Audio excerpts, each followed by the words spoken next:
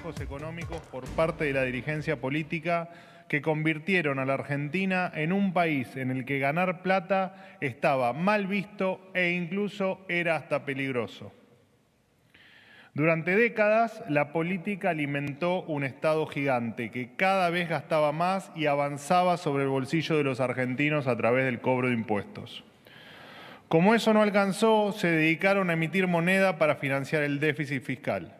Esto generó una inflación cada vez más alta que empujó los montos de nuestra economía a valores cada vez más altos, pero con un sistema tributario que no actualizaba sus topes fiscales y sus mínimos no imponibles a igual ritmo, empujando cada vez más a personas a pagar impuestos que no le correspondían en primera instancia.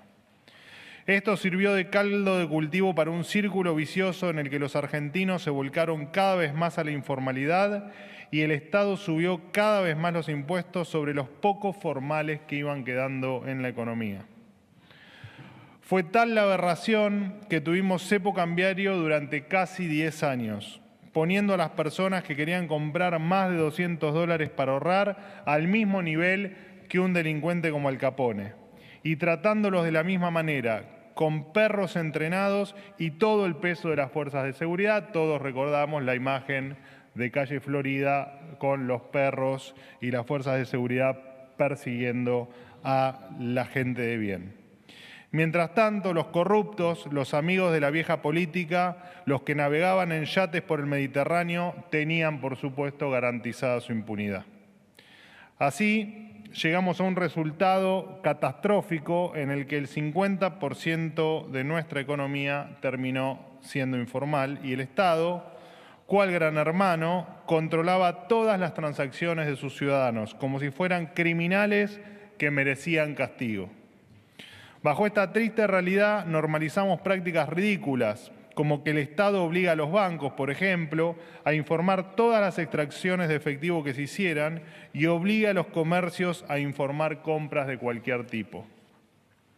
Es decir, la voracidad fiscal de los políticos nos llevó a malgastar recursos en vigilar a una persona por cometer delitos imperdonables como llenar el chango en un supermercado o comprarse una licuadora.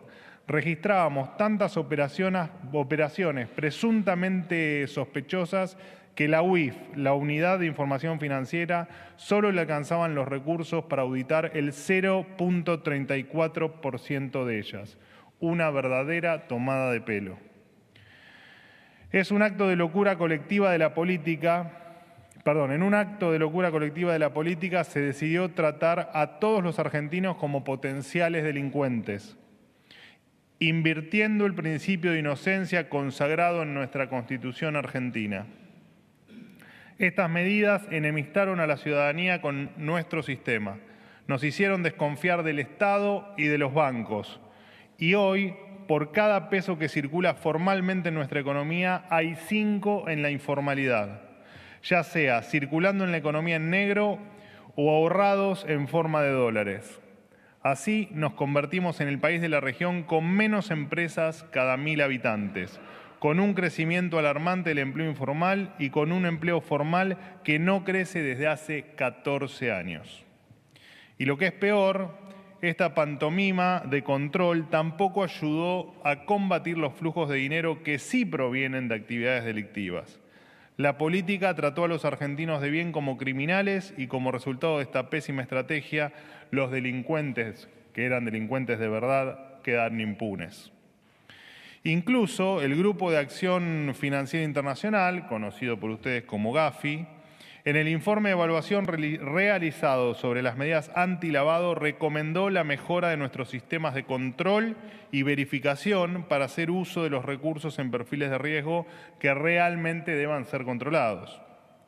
Hoy esto se acaba. Es hora de terminar con esta gran hipocresía de una vez por todas que tiene de rehén a los argentinos que trabajan, que se esfuerzan, que ahorran y que invierten. Por eso el presidente Javier Milei instruyó al equipo económico a implementar lo que hemos llamado el Plan de Reparación Histórica de los Ahorros de los Argentinos. El mismo contiene 2 etapas. La primera implica todo lo que el Poder Ejecutivo puede hacer y está a su alcance, en el marco de la ley vigente. Estas medidas se aplicarán a través de un decreto que el presidente firmará en las próximas horas. Asimismo, la UIF, la Unidad de Información Financiera, adecuará su normativa al nuevo esquema. La segunda etapa consiste en un proyecto de ley para blindar a los ahorristas argentinos de aquí al futuro, frente a las próximas administraciones, porque quienes delinearon el marco normativo actual, perseguidor y expulsor, se presentan cada 4 años a elecciones. Tenemos que hacer un cambio de chip para que el Estado respete una verdad elemental. Tus dólares, tu decisión. O sea, lo tuyo es tuyo y no es del Estado. Lo tuyo es tuyo y podés gastarlo y usarlo como quieras, sin tener que andar demostrando a cada rato de dónde lo sacaste. Los argentinos vuelven a ser inocentes hasta que Arca demuestre lo contrario. Sí, los argentinos vuelven a ser inocentes hasta que Arca demuestre lo contrario. Pero no se confundan con estas palabras. No vamos a retroceder ni un centímetro en nuestra batalla contra el crimen. Y ahora vamos a destinar los recursos debidamente para combatir a quienes sí cometan delitos, para castigarlos con todo el peso de la ley. Precisamente porque en nuestro gobierno el que las hace las paga. Se acabó la ridiculez de que paguen justos por pecadores. El mandato de la presidencia de Javier Milei es dar vuelta a la página de la miseria de nuestra historia y encauzarnos de forma definitiva en un verdadero sendero de crecimiento. Un paso indispensable en este camino es volver a atraer a los argentinos de bien hacia la formalidad, fomentando así la generación de riqueza. Hoy la confianza de la gente en el Estado está rota. Para repararla, el Estado primero tiene que volver a confiar en la gente. La confianza es una autopista que va en ambas direcciones. Para recibirla hay que darla. Solo si confiamos en la gente y permitimos que el dinero circule libremente, el país podrá salir adelante de una vez y para siempre. No podemos hacer todo el tiempo lo mismo y esperar resultados diferentes. Por eso, la intención de este plan de reparación histórica de los ahorros de los argentinos, tal como se lo ha denominado, es el de dejar de tratar a la gente como criminales por default. El objetivo del Estado ya no será el de perseguir al argentino de bien, que se parte el lomo trabajando y logra ahorrar. Los esfuerzos del Estado estarán puestos en perseguir a los narcotraficantes y criminales que ven el delito como una forma de vida. Bien, habiéndoles anticipado el espíritu de esta ambiciosa reforma, a continuación invito al ministro de Economía, Luis Caputo, al titular del ARCA, Juan Paso, y al presidente del Banco Central de la República Argentina, Santiago Bausili, quienes les explicarán en detalle las medidas concretas y los instrumentos para llevar adelante el primer paso del plan de reparación histórica de los ahorros de los argentinos. Muchas gracias. Adelante, por favor.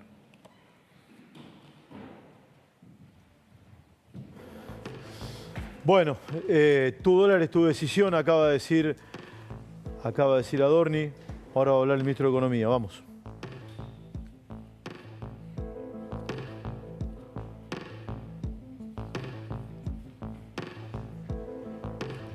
Ahí está Caputo. Bueno, tus dólares, tu decisión. A ver. Todos, en realidad, ya dijiste gran parte y mucho mejor lo que yo venía a contarles también, que es un poco el contexto y el porqué de este mandato presidencial que nos ha dado el presidente para resolver un tema que viene ya de hace tantos años en Argentina.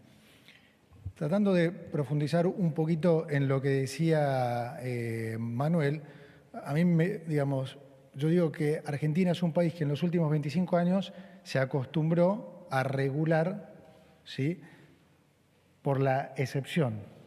Es decir, asume que el 99,99% periódico de los argentinos son criminales, cuando la realidad es exactamente al revés, ¿sí? Y eso generó un nivel de informalidad que se da por dos razones. Una, por el exceso de impuestos que el país cobra, pero otra, tan importante como esta, por el exceso de controles y regulaciones.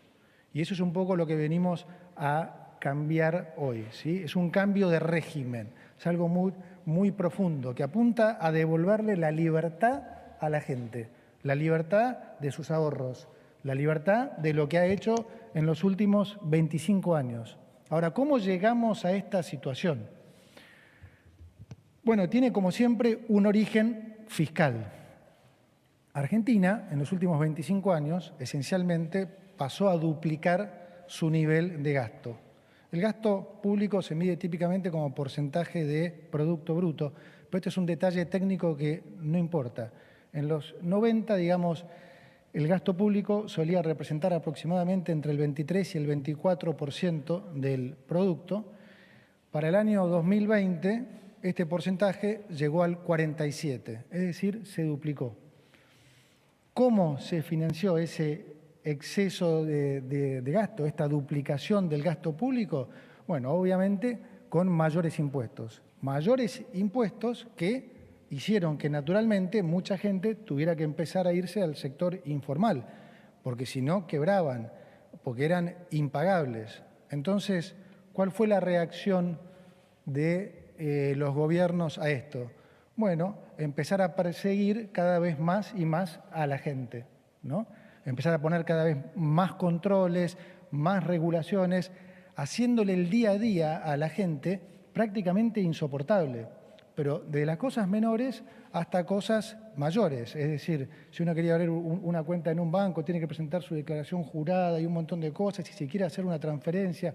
El otro día me contaba una persona que conozco mucho que en uno de los bancos más importantes, donde él es una persona de muchos recursos, y es uno de los probablemente clientes más importantes de ese banco, cliente de hace 30 años, le estaba girando 750.000 pesos a su esposa. Tenía que justificarlo. Entonces, digamos, ustedes conocen cantidad de ejemplos, desde ir al supermercado y que les dividan los tickets en 3 y que tengan que mostrar el DNI porque sale 90.000 pesos. O sea, se llegó a un nivel de locura en esto que realmente a la gente se le hace insoportable tener que lidiar con todos estos controles. Esto entonces hizo que cada vez más gente se fuera a la informalidad, ¿sí? Porque ya además de los impuestos están todos estos controles y presentaciones que se hace insoportable. Entonces, ¿en qué deriva esto? Gastamos más. Cada vez más gente se va a la informalidad, cada vez recaudamos menos. Gastamos más, recaudamos menos, tenemos mayor déficit. Ahora, no podemos seguir financiando ese déficit con suba de impuestos. Entonces viene lo que decía muy bien Manuel. Empieza el financiamiento con deuda, pero sobre todo con emisión. Y como ya explicó muchísimas veces nuestro presidente, ¿qué pasa cuando se empieza a emitir dinero en exceso? Se devalúa la moneda contra el resto de los bienes, ¿sí? Entonces, se empieza a generar mayor inflación y mayor devaluación, ¿no? ¿Y cuál es la reacción nuevamente del Estado frente a eso? Bueno, poner controles. Entonces, controlemos precios y pongámosle cepo al dólar. Entonces, a raíz de esto, empezó a pasar que la gente también que tenía ahorros en blanco también tenía que empezar a irse al canal informal porque tampoco tenía forma de cambiar esos ahorros, si quisiera, de pesos a dólares. Y todo esto fue exacerbándose en los últimos 25 años al punto que nosotros heredamos la peor crisis económica de la historia, ¿no? Donde había una inflación que ya corría al 1,5% diario, ¿sí? Una inflación mayorista que terminó en el 54% en diciembre, 17.000% anualizado, una brecha del 200%, es decir, y un desbalance monetario que en el caso nuestro se daba por las dos razones. Como siempre dice, el presidente puede darse por exceso de oferta, por caída de la demanda o por la combinación de las dos cosas, que fue el caso nuestro, ¿no? En el último año se habían emitido 13 puntos de producto, había 4 bases monetarias en pasivos remunerados y la gente no quería tener un peso en el bolsillo. Entonces, lo primero fue, obviamente, poner, digamos, en marcha este plan de estabilización que consistió en resolver el problema fiscal en la primera etapa, que hicimos en el primer mes, resolver el problema de la emisión monetaria, que era el doble en términos de déficit de lo que se heredó por déficit fiscal, ¿sí? Y después la recapitalización del Banco Central. Entonces, ¿cuál es la situación actual? Hoy, por primera vez, estamos en una macroeconomía mucho más ordenada, ¿sí? Es la primera vez en 124 años que tenemos una economía ordenada, pero además hago mucho hincapié en esto porque es importante entenderlo, está ordenada por decisión política, por decisión presidencial. O sea, esto no solo es algo que en términos económicos no hemos visto en 124 años, sino que mucho menos lo hemos visto en términos políticos. ¿Ha habido algún momento en particular que Argentina no tuvo déficit fiscal? 10 años de 124, pero esto se dio en líneas generales porque se estaba saliendo de una megacrisis de mercado. Tu dólar es tu decisión, creo que va a ser una de las frases que va a quedar. El anuncio se sigue realizando, ya lo comenzamos a analizar. Eso lo dijo Adorni, tu dólar es tu decisión. No se le dice blanqueo, técnicamente no lo es, pero es una suerte de blanqueo encubierto. Ya lo vamos a estar analizando, sigue hablando el ministro de Economía, Luis Toto Caputo.